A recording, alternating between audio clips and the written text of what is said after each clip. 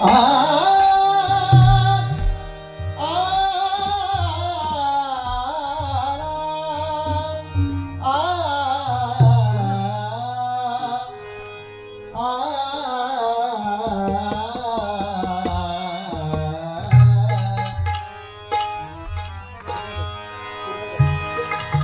पिलू रागाचं नाव आहे पिलू. माझ्या जोडीला ते पण पिलूच आहे रागाचं.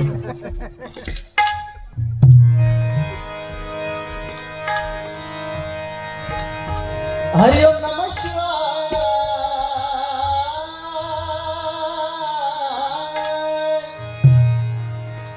हरि ओम नमः शिवाय. बोला मंत्र मुखारे. हरि ओम नमः शिवाय. बोला मंत्र मुखाने. नामा विना न तरणो पाय. नामा विना न तरणो पाय. नामा विना न तरणो पाय. क्रांती पोटी पुराणे. नामा विना न तरणो पाय. क्रांती पोटी पुराणे.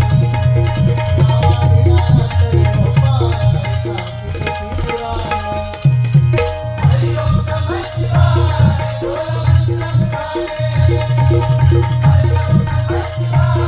बोला मंत्र मुखाने.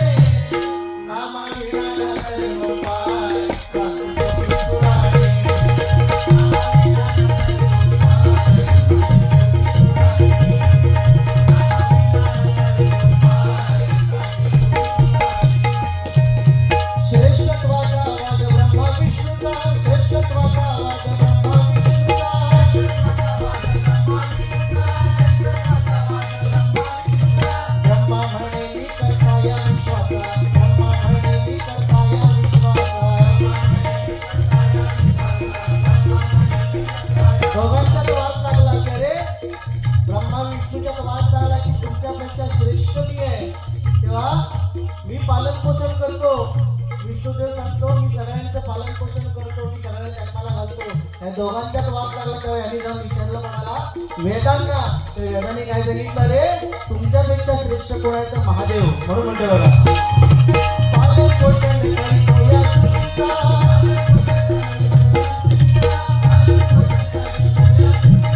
विष्णुदेवाचे स्वामी जगताचा.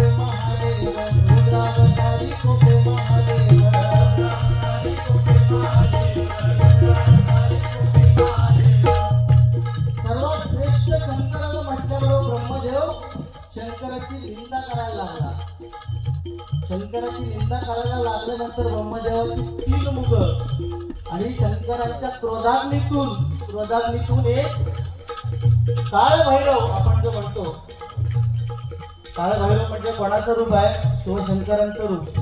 आणि निंदा करायला लागल्यानंतर त्यांना क्रोध आला, राग आला आणि त्यांच्या क्रोधातून ज्याची उत्पत्ती झाली तो कोण काळ भैरव. आणि त्या काळ भैरवाने काय केलं आपल्या एका बोटाने काय केलं आपल्या देवाची शिवशंकराची निंदा हा करतोय ब्रह्मदेव म्हणून आपल्या एका बोटाने त्या ब्रह्मदेवाचं मुंडकं उडवलं आपल्या एका बोटाने. कसं बघा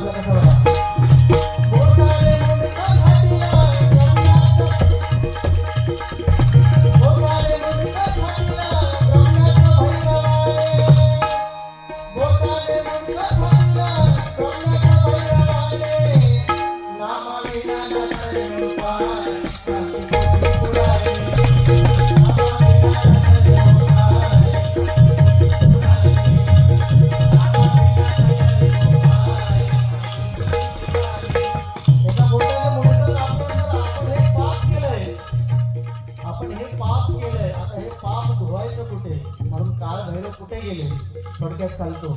आता हे पाप केलंय खरं, हे पाप केलंय, आता हे पाप आपण धुवायचं कुठे? म्हणून ते कुठे गेले? काशीला. आपण काळ भैरवाची जन्मस्थान किंवा काळ भैरव जिथे वास्तवाला आहे ते काय? काशी.